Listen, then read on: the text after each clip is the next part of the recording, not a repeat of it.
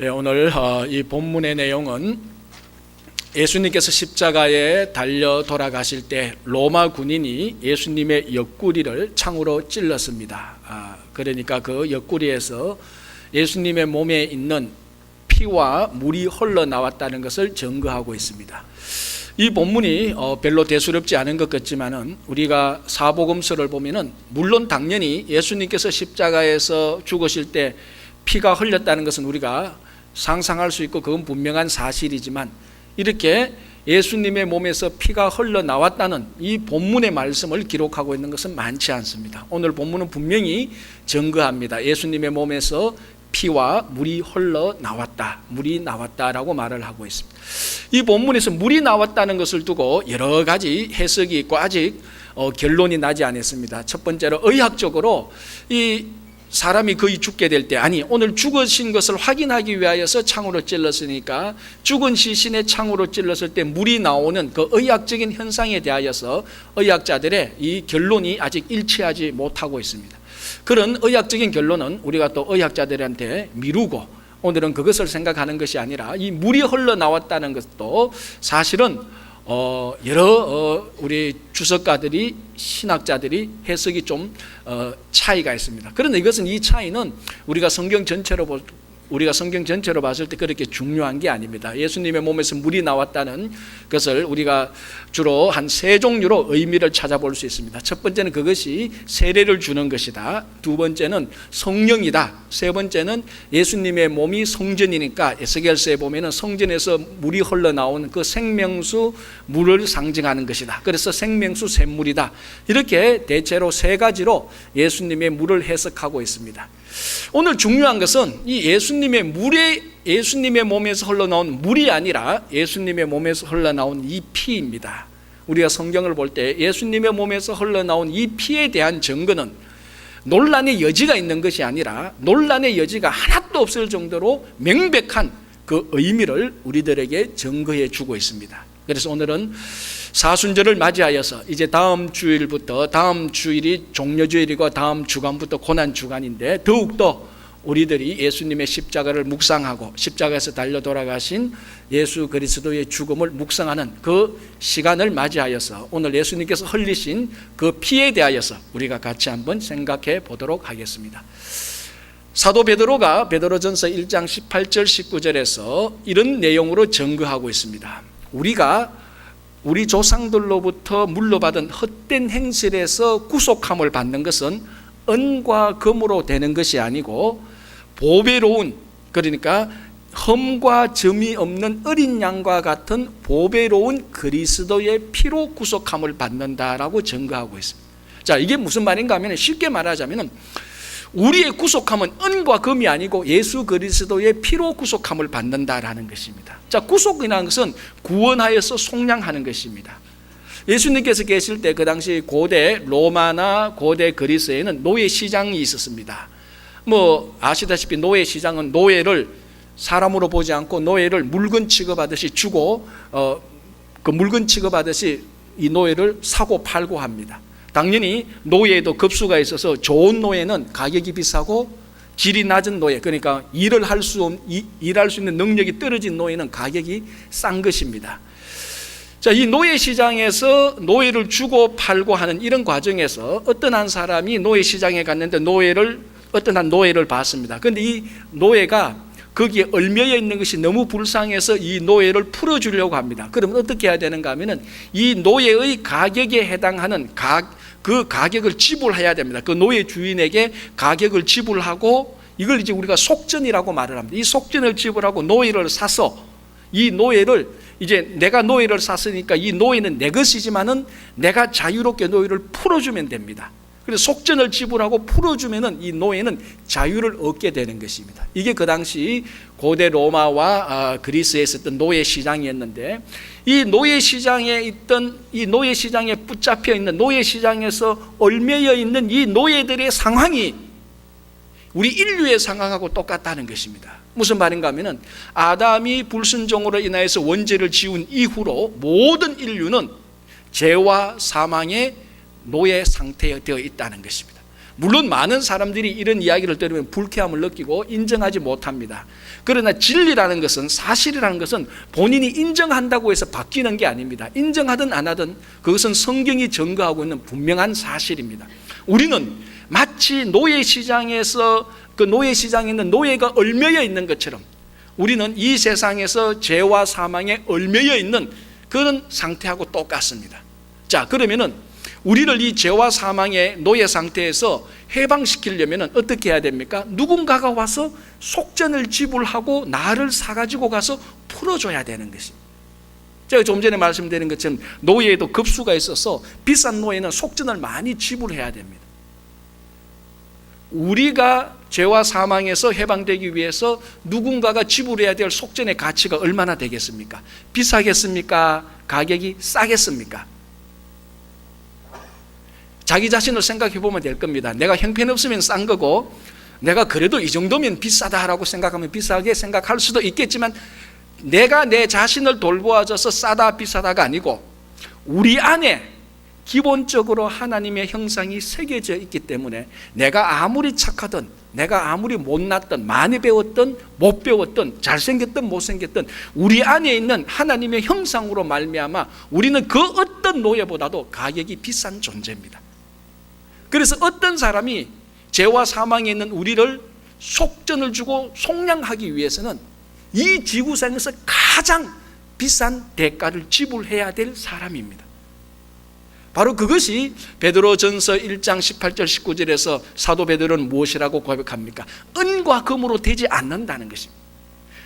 노예 시장에서 노예는 아무리 비싸도, 아무리 비싼 노예도 비싼 만큼 그 은과 금을 지불하면 그 노예를 살 수 있습니다. 그러나 우리는 워낙 비싸서, 왜? 우리 안에 하나님의 형상이 담겨져 있어서 이 하나님의 형상이 담겨지는 우리를 은과 금으로 살 수 없다고 사도 베드로는 증거합니다. 무엇으로 살 수 있다고 말합니까? 흠과 점이 없는 어린 양과 같은 예수 그리스도의 보배로운 피로만 살 수 있다고 말합니다.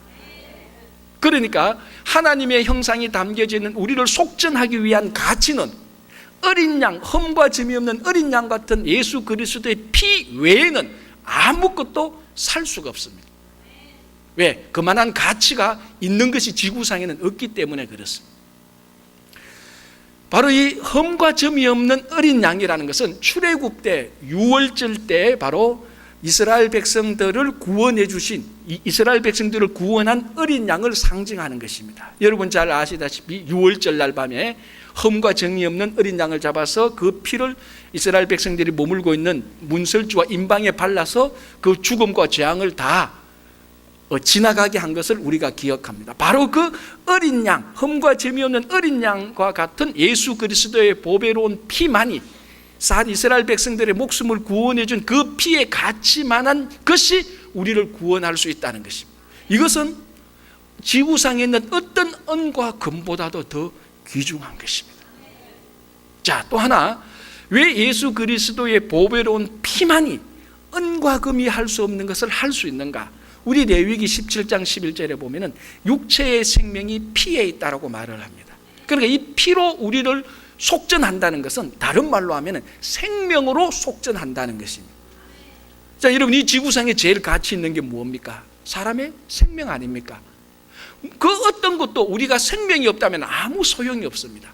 가장 가치 있는 것은 생명인데 이 생명이 어디에 있는가 하면 피 안에 있다는 것입니다. 그래서 생명, 죄와 사망에 얽매여서 영원한 생명을 얻지 못하는 우리들을 속전을 주고 구원하기 위해서는 똑같은 가치의 생명을 지불해야 되는 것입니다. 그 생명을 지불하는 것이 무엇인가 하면 피에 있다는 것입니다. 그래서 예수님께서 십자가에 달려 돌아가셔서 오늘 요한이 증거하는 이 말씀에 의하면 십자가에서 피를 흘리신 것입니다. 예수 그리스도의 생명을 우리들에게 주신 것입니다. 왜 꼭 피어야 되는가? 죄와 사망에 있는 생명을 구원하시기 위해서 생명을 지불해야 생명을 얻을 수 있기 때문에 그렇습니다. 여러분 성 어거스틴이 이렇게 얘기했습니다. 파리가 태양보다 더 고귀한 피조물이다라고 말을 합니다. 파리, 날아다니는 파리 한 마리. 이 파리가 태양보다 더 고귀하다는 게 여러분 믿겨집니까? 자, 태양이 없다면은 이 지구, 이 우주계가 큰 문제가 생깁니다. 태양하고 파리 한 마리하고는 비교할 수가 없습니다. 그러나 어거스틴은 파리가 더 고귀한 피조물이라고 말을 하는데, 왜냐하면은 파리는 생명이 있고 태양은 생명이 없기 때문이라고 말을 하는 것입니다. 그러니까 이 어거스틴의 초점은 어디 있습니까? 생명이라는 것입니다. 이 지구상에서 가장 귀중한 것은 생명입니다. 죄와 사망의 노예 시장에 붙잡혀 있는 우리를 죄와 사망에서 구원하시기 위하여서 예수 그리스도께서 피를 흘림으로, 다른 말로 하면 자기 생명을 주심으로 우리를 구원하신 것입니다. 이건 은과 금으로 되지 않는다고 말을 하는 것입니다. 그만큼 우리 한 사람 한 사람이 가치가 있다는 것입니다. 제가 늘 얘기하지만, 제가 이래 어리버리해 보여도 생명이 담겨져 있는 피가 아니면 저를 살 수 없습니다. 정말 우리가 예수 그리스도께서 십자가에서 흘리신 그 피로 내가 구원함을 받았다는 것을 확신하는 순간부터 우리는 옆에 있는 사람 한 사람이 다 그렇게 그만큼 귀중하게 여겨지는 것입니다. 그래서 여러분, 우리 전 기독교 역사로 볼 때 기독교가 들어가는 나라나 기독교가 들어가는 공동체부터 일어나는 현상이 있습니다. 그게 뭡니까? 인간을 존엄하게 여기는 현상입니다. 왜? 이 한 사람의 인간을 죄와 사망에서 구원하기 위하여서 허먹고 점없는 어린 양 같은 예수 그리스도의 보배로운 피, 영원한 생명을 지불했기 때문에 그렇습니다. 그래서 한 사람 한 사람이 그만큼 귀중한 것입니다. 그래서 예수 그리스도 보혈의 공로로 구원함을 받았다는 것을 믿는, 확신하는 사람은 결코 그 사람의 외모를 보고, 그 사람의 경력을 보고, 과거를 보고, 미래를 보고, 무엇을 보고 그 사람을 무시하지 않습니다. 그 안에 하나님의 형상이 있고, 이 하나님의 형상이 담긴 이 사람이 죄와 사망에서 구원하시기 위해서 예수 그리스도께서 생명이 담긴 피를 흘렸다는 것을 알기 때문에 그렇습니다. 그래서 다시 한번 우리가, 내가 예수 그리스도의 보혈의 피로 구원함을 받았고 우리 주변에 있는 모든 사람들이 구원함을 받았다는 것을, 그를 위하여서 예수님께서 피를 흘리시다는 것을 생각하면 결코 우리는 사람을 무시할 수 없습니다. 아무리 어린아이라 그래도, 아무리 연로하신 분이라 그래도, 아무리 질병이 있는 분이라 그래도, 아무리 못 배운 분이라 할지라도 우리는 사람을 무시할 수 없습니다. 그 안에 있는 존엄함을 경외하게 여기는 것입니다. 폴 브랜드라는 의사가 있었습니다. 이 사람은 자기 아버지도 의사였는데 한때 자기가 어릴 때에 아버지를 따라서 인도에서 살았습니다. 인도 아주 빈민가에서 살았는데 이 아버지가 그 빈민가에서 많은 사람들을 치료해 줬습니다. 그러니까 빈민가에서 있는 사람들이 질병도 많고 사고도 많고 아픔이 많습니다. 그래서 이 브랜드가 자기 아버지가 의사로 그 사람들을 치료하는 것을 보면서 사람들을 치료할 때, 수술할 때 흘리는 피, 그리고 그 빈민가에서 오는 그 사람들의 몸에 있는 염증에서 흘러나는 고름 같은 거, 그런 것들을 보면서 이 브랜드라는 사람이 피에 대한 공포와 혐오감을 가지게 되기 시작합니다. 피만 보면 겁이 나고 피만 보면 공포감이 생깁니다. 그래서 그런 가운데서 자라서 이제 대학 들어갈 때 이 부모들이 강제로 이 브랜드를 의과대학에 입학시킵니다. 사실은 의과대학에 안 들어가고 싶지만 부모의 강요로 의해서 의과대학에 들어가서 공부를 하는데, 정말 힘든 시간은 실습 시간입니다. 실습 시간에 가서 그 환자들을 돌보고 하는 것이, 환자들의 몸에서 약간의 피만 보면 어릴 적 그 끔찍했던 기억이 일어나서 몸을 떨고 이 공포 속에 빠지게 되는 것이. 그래서 이걸 정말 그 실습하러 가는 시간이 지옥에 들어가는 그런 시간만큼 싫어했습니다. 그날도 바로 실습하는 시간인데 응급실 ER에서 실습하는 시간이었습니다. 실습하러 들어가는데 한 12살쯤 돼 보이는 어린 소녀가 응급실로 들어왔습니다. 딱 보는 순간에 이 소녀는 살아날 가망이 없다는 것을 알았습니다. 왜? 머리끝에서 발끝까지 하얗게 질렸고, 그러니까 핏기라는 것은 하나도 없고 의식은 완전히 잃어버렸고, 또 머릿속에, 이 머리 쪽에 상처를 받아서 산소 공급이 잘 안 돼서 이 어린아이가 꼼짝달싹을 하지 못한, 거의 시체나 마찬가지 상태로 응급실에 들어왔어요. 응급실에 들어오면서 이제 그 담당 의사들, 간호사들이 몰려들면서 그 어린 소녀를 침대에 눕히고 옆에 스탠드를 세우고 그 스탠드에 수혈하기 위해서 그 혈액병을 놓고 한 병 수혈하고 또 모자니까 2병째 수혈하고 계속 수혈하면서 한 시간이 지났습니다. 그런데 이 브랜드 앞에서 기적이 일어나기 시작합니다. 이 어린 소녀가, 시체와 같은 어린 소녀의 얼굴에 혈색이 다시 살아나고 손을 움직이면서 눈이 뜨면서 말을 하기 시작하면서 움직이기 시작하는 것입니다. 이 브랜드가 정말 시체와 같은, 송장과 같은 이 어린 소녀가 다시 살아나는 것을 보고 기적을 체험하게 되는 것입니다.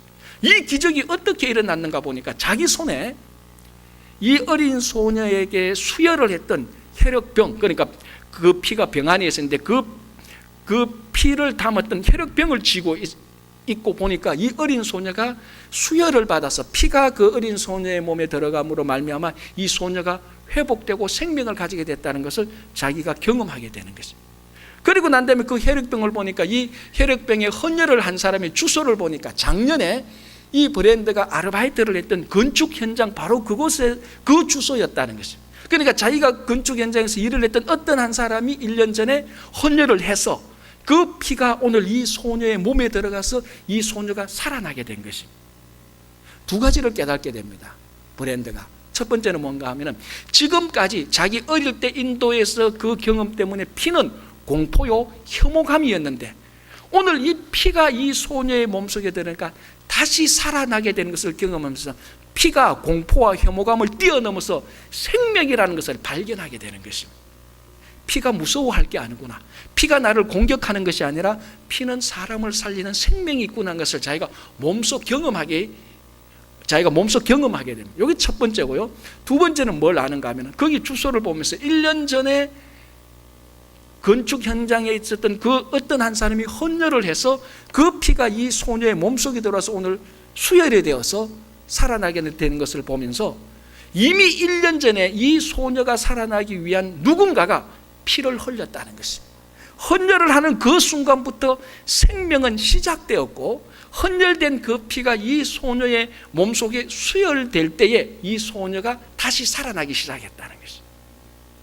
바로 이 어린 소녀가 수혈을 통하여서 피를 받음으로써 살아나는 그 현상이 우리가 예수 그리스도의 보혈로 살아나는 일과 똑같다는 것입니다. 여러분, 예수 그리스도께서 십자가에서 피를 흘리셨습니다. 우리 의학적으로 말하면 헌혈입니다. 피를 흘리셨습니다. 그때부터 우리를 살리기 위한 생명의 역사는 시작되었습니다. 여러분 한번 생각해 보십시오. 그 피를 공급한 그 헌혈자의 피가 이 소녀의 몸에 들어왔을 때에 생명이 일어나기 시작했습니다. 헌혈한다고 해서 누가 헌혈을 했다고 해서 모든 사람이 살아나는 것은 아닙니다. 무슨 말인가 하면 예수 그리스도께서 십자가에서 피를 흘렸다고 해서 우리가 자동적으로 살아나는 게 아닙니다. 즉 예수 그리스도께서 흘리신 그 피가 우리 속에 들어올 때에 예수 그리스도의 헌혈이 우리에게 수혈이 될 때에 우리가 살아나는 것입니다. 그러면 한 가지 질문이 생깁니다. 어떻게 지금 이 시대에 우리가 예수 그리스도의 피를 수혈을 받을 수 있느냐? 그것이 바로 성경이 말하는 믿음입니다. 오직 믿음으로 예수 그리스도께서 십자가에서 흘리신 그 피가, 그 피의 능력이, 헌혈하신 예수 그리스도의 피의 능력이 믿음을 통하여서 우리들에게 수혈될 때에 우리가 다시 살아나게 되는 것입니다. 죄와 사망에서 죽을 수밖에 없는 우리가 다시 살아나게 되는 것입니다. 그래서 그 브랜드가 지금까지 피에 대하여서 공포와 혐오감을 느꼈는데 생명의 역사를 바라보게 되는 것입니다. 마찬가지로 예수 그리스도의 피가 믿음을 통하여서 우리 안에 들어올 때, 보혈의 공로가 우리 속에 역사하게 될 때 우리는 우리 삶에 대한 공포와 혐오감이 사라집니다. 대신 생명이 무엇인가를 진짜 알게 되는 것입니다. 생명 안에는 기쁨이 있고 즐거움이 있습니다. 우리가 믿음을 통하여서 예수 그리스도 보혈의 공로를 우리가 받게 될 때, 그 보혈의 공로가 우리에게 나타날 때 지금까지 우리 인생에 있었던 공포와 혐오감과 미움과 배신과 저주와 상처와 시련이 생명으로 다 바뀌게 되는 것입니다.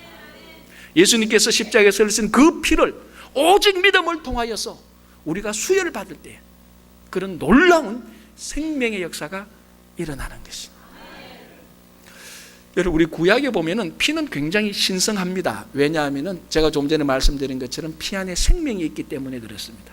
그래서 구약의 율법과 전통에 의하면은 이 피를 못 먹도록 해놨습니다. 피를 먹는 것은 생명을 먹는 것이니까. 그래서 이 피를 못 먹는 것은 당연하고 피가 묻어있는 고기도 못 먹도록 율법에서 규정해 놓았습니다. 이것은 유대인들이 굉장히 엄격하게 중요하게 지켰던 율법의 규례였습니다. 자, 우리 사도행전 15장을 보면 예루살렘 회의가 있습니다. 그 예루살렘 회의는 굉장히 중요한, 기독교 역사에 있어서 굉장히 중요한 것을 결정한 회의입니다. 뭘 결정했는가 하면 이방인들도 예수 그리스도를 믿음으로 구원을 받는다는 것을 예루살렘 회의에서 확인을 했습니다.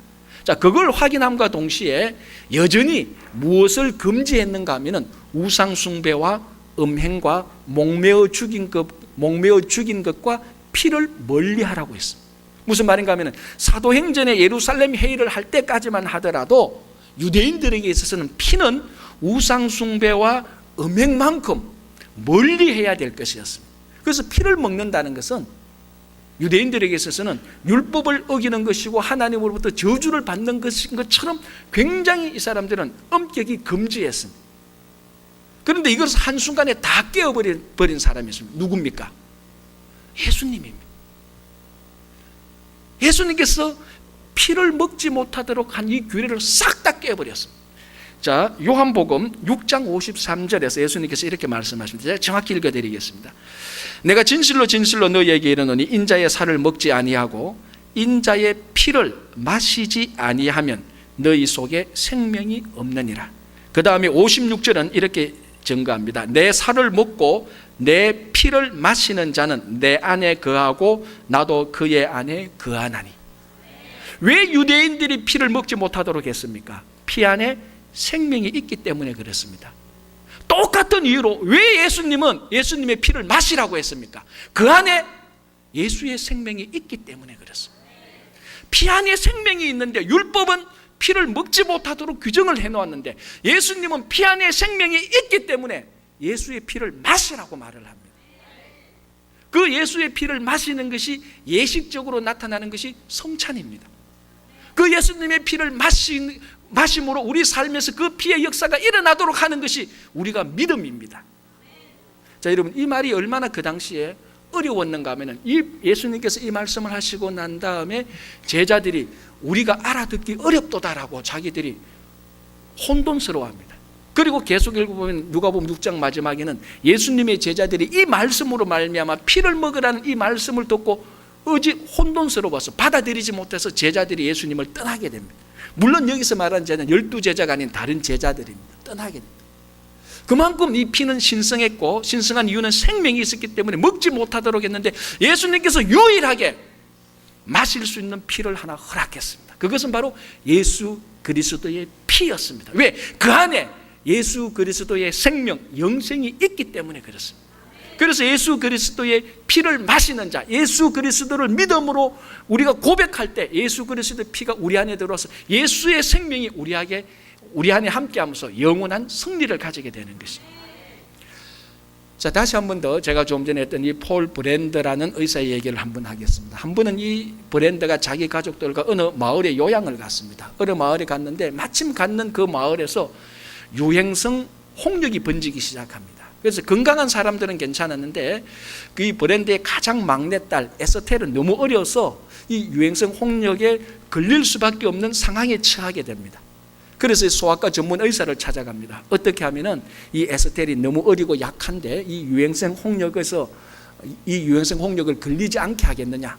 그러니까 소아과 의사가 말합니다. 혈청이 필요하다 말합니다. 혈청은 뭔가 하면은 피 안에 있는 또 다른 피 안에 있는 다른 피의 요소입니다. 혈청이 필요하다.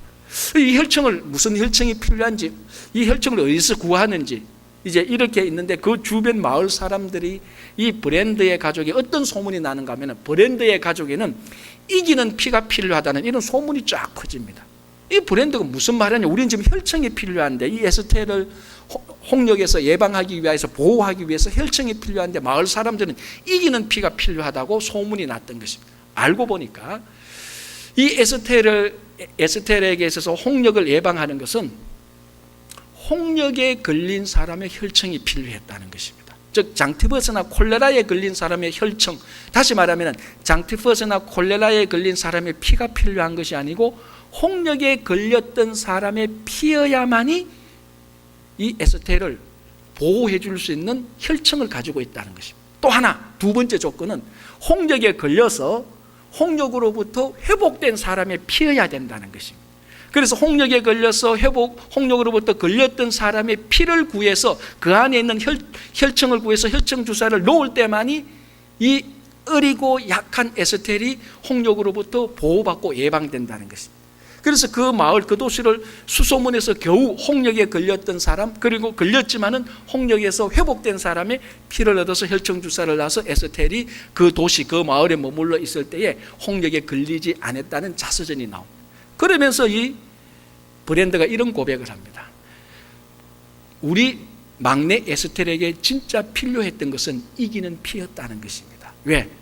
홍역에 걸려서 홍역을 이긴 사람의 그 피만이 이 에스텔에게 홍역을 예방할 수 있는 피를 줄 수 있다는 것입니다. 그래서 그 마을 사람들은 이기는 피가 필요했다고 말을 했던 것입니다. 여러분, 똑같습니다. 우리가 죄와 사망에서 구원받기 위하여서는 죄와 사망에 걸렸다가 죄와 사망에서 이긴 사람의 피가 필요합니다. 누구의 피가 필요한 것입니다? 우리가 이 죄와 사망에서 예방받고 죄와 사망에서 이기기 위하여서는 죄와 사망에 걸렸다가 죄와 사망을 완전히 이긴 사람의 피가 필요합니다. 그것은 전 인류 역사상 예수 그리스도 한 분밖에 없습니다. 예수 그리스도께서 우리의 죄를 짊어지시고 죄와 사망에서 걸려서 십자가에 달려 돌아가셨습니다. 우리처럼 우리의 죄를 대신 지시고 우리처럼 완전히 죽으셨습니다. 그러나 죄와 사망에서 부활을 통하여서 다시 이겼었습니다. 그래서 예수 그리스도의 그 피는 유일하게 우리를 죄와 사망에서 구원할 수 있는 이기는 피인 것입니다. 그래서 우리가 예수 그리스도를 믿을 때에 예수 그리스도의 이기는 피가 우리에게 들어와서 역사하여서 죄와 사망에서 우리를 건져주시는 것입니다. 그 피를 예수님께서 십자가에 달려서서 로마 군인의 창을 옆구리에 맞음으로써 오늘 흘려주신 것입니다. 이 피는 예수님께서 죽으시면서 흘리신 피이지만 바로 이기는 죄와 사망을 이길 수 있는 유일한 피라는 것입니다. 이 피를 믿을 때에 이 피가 우리 속에 들어와서 역사하는 것입니다. 여러분, 죄와 사망을 이긴다는 것은 이 지구상에서 못 이길 것이 하나도 없습니다. 결국 우리의 마지막 원수는 사망 아닙니까? 바울이 고백했던 것처럼 내 마지막 원수인 사망을 이기는 피로 우리가 이기는데 우리는 영원한 승리자가 될 수 있는 것입니다. 한 나라의 귀족이 죽어서 천국에 갔습니다. 이제 천국에 들어가려고 하는데 그 천국을 지키고 있는 한 천사가 온몸에 눈이 가득한 천국의 이 천국문을 지키는 천사가 이 귀족에게 말했습니다. 천국문에 들어갈 수 있는 표시를 내보라고 했습니다. 그러니까 이 귀족이 나는 지구상에 살 때, 땅에 살 때에 귀족이었지만 내 바쁜 시간 가운데서 시간을 많이 내어서 교회를 봉사하고 많이 섬겼다라고, 내 손을 보라고, 이게 다 섬겼던 손이다, 봉사했던 손이다, 이것이 천국에 들어갈 수 있는 표시라고 말을 했습니다. 눈이 가득한 천사가 그 손을 보니까 정말 귀한 손이었습니다. 그런데 가득히 보니까 여전히 그 손에 죄가 남아 있었습니다. 이 천사가 너 손에 아직까지 죄가 남아 있으니까 천국에 들어갈 수 없다고 거절했습니다. 두 번째 한 신사가 나타났습니다. 아주 젠틀한 신사가 나타났습니다. 이 천사가 또 묻습니다. 천국에 들어갈 수 있는 표시를 내보라. 이 신사가 말합니다. 나는 지구상에 살 때에 사람들한테 존경을 받았고 고귀한 일을 많이 해서 정부와 많은 사람들로부터 상장을 받았고 훈장을 받았다. 자, 이 상과 훈장을, 이 상장과 훈장을 한번 보라. 또 눈이 가득한 천사가 자세히 봅니다. 또 칭찬합니다. 정말 명예롭게 살고 사람들한테 존경을 받았구나. 너의 상장과 훈장을 보니까 그래도 여전히 죄가 남아있다. 이 죄 가지고는 천국에 들어갈 수 없다고 또 거절했습니다. 이제 세 번째는 부자가 왔습니다. 천사가 또 묻습니다. 천국에 들어갈 수 있는 표시를 내보라. 이 천사가 자기 지갑을 냅니다. 빈 지갑을 내봅니다. 나는 땅에 살 때 부자였지만 나의 모든 재산을 털어서 가난한 사람들을 구제하고 하나님의 나라를 위해서 돈을 다 썼다. 이 빈 지갑을 봐라. 천사가, 눈이 가득한 천사가 또 빈 지갑을 보니까 정말 귀한 지갑 아닙니까? 그 지갑을 다 보면서 말합니다. 그래도 너의 지갑에는 여전히 죄가 남아있다 하고 또다시 돌려보냈어. 이제 네 번째 허름한 한 할아버지가 옵니다. 이 천사가 또 스톱시키고 할아버지한테 묻습니다. 당신이 이 천국에 들어갈 수 있는 표시를 내보라. 이 평범한 할아버지가 뭐 천국에 들어갈 수 있는 뭐 무슨 공로나 업적이 있습니까? 그냥 한평생 이 땅에 살다가 왔는데. 그래서 이 할아버지가 고개를 푹 숙이면서 합니다. 저는 뭐 공로도 없고 표시도 없고 업적도 없습니다. 그저 예수 믿고 예수 그리스도 보혈의 공로로 살아왔습니다. 그러자 이 천사가 말하기를 내가 너에게서 천국에 들어갈 수 있는 표시를 발견했다. 예수 그리스도의 피만이 그 안에 하나도 죄가 없는 것을 내가 보았다라고 말하면서 이 보혈의 공로로 살아온 이 예수 그리스도의 보혈을 천국에 들어갈 수 있는 표시로 천국 문에 넣어줬다는 이야기가 있습니다. 여러분 무엇입니까? 물론 우리가 이 땅에 살면서 구제하고 헌신하고 봉사하고 사람들한테 존경을 받는 것은 우리 성도들이 마땅히 해야 되는 것입니다. 반드시 해야 되는 것입니다. 그러나 그것이 천국 문을 열 수 있는 표시는 아닙니다. 오직 천국 문을 열 수 있는 표시는 예수 그리스도의 보혈의 공로 외에는 아무것도 없습니다. 예수 그리스도의 피만이 천국을 열 수 있는 유일한 열쇠입니다. 그 열쇠가, 그 열쇠되는 보혈의 피가 우리 안에 덮일 때에, 믿음으로 그 피가 우리 안에 덮일 때에 천국의 문이 열리는 것입니다. 전번에 한번 살던 집에서 이제 이사를 하게 됐습니다. 이사를 하게 되면은 그 렌트 사는 사람이 이사할 때 제일 큰 문제가 뭡니까? 이 디파짓 머니를 다시 찾아와야 되잖아요. 근데 또 주인은 뭡니까? 어떻게 하면 디파짓 머니를 안 주려고 하는 게 또 주인의 또 관심 아닙니까? 이제 주인이 와서 이제 이사 언제 가고 이렇게 하면서 제가 얘기했죠. 아이, 그 디파짓 내는 그 돈을 달라 하니까 주인이 하는 말이 너가 살았던 이 집을 다 원상 복귀를 해야 디파짓 머니를 그대로 준다는 것입니다. 아, 그래, 알았다. 그것도 말이 되니까 원래 고쳐줘야 되니까. 그래서 뭐 상처 난 것도 뭐 데미지 난 것도 고치고 했는데 저희 집 애들이 그 집에서 살면서 중고등학교 다니면서 이 애들 그렇잖아요. 벽에 낙서를 얼마나 많이 합니까? 뭐 볼펜으로 낙서하고 연필로 낙서하고 낙서를 많이 하는. 그러면 그걸 지워야 되잖아요. 페인트 칠을 해야 되잖아요. 그래서 페인트 칠을 다 하고 난 다음에 이제 주인을 불러서 자, 다 고쳤으니까 디파짓 머니를 달라. 이제 주인이 현미경으로 살핍니다. 진짜 고치는지 안 고치는지. 이거는 덜 고치고 덜 고쳐 딱 하는데 다른 거는 다 제가 뭐 됐지 않느냐 이렇게 하는데 하나 제가 변명할 수 없는 게 하나 있더라. 우리 애들 방에 딱 들어갔는데 이 벽이 이게 뭐냐고.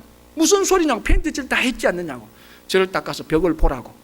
딱 보니까 페인트칠을 했는데도 애들이 워낙 진하게 낙서를 해가지고 다 비치는 거예요.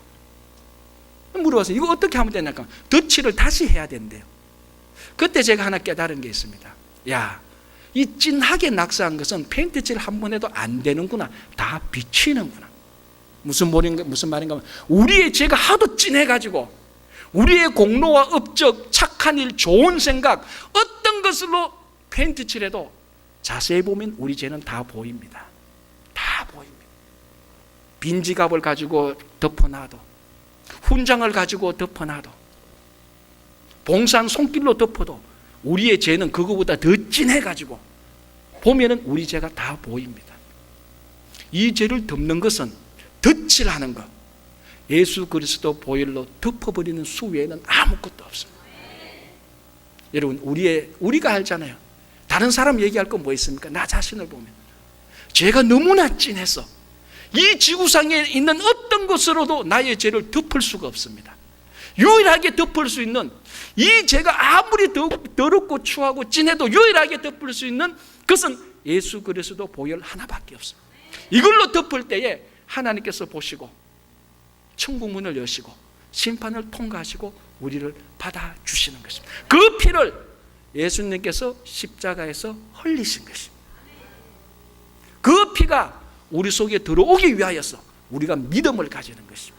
그 믿음을 가질 때 예수 그리스도 보혈의 공로의 역사가 우리 속에 나타나서 지금까지 우리 속의 삶에 공포와 상처와 어려움과 모든 배신과 아픔과 저주가 사라지고 생명의 역사가 일어나는 것입니다.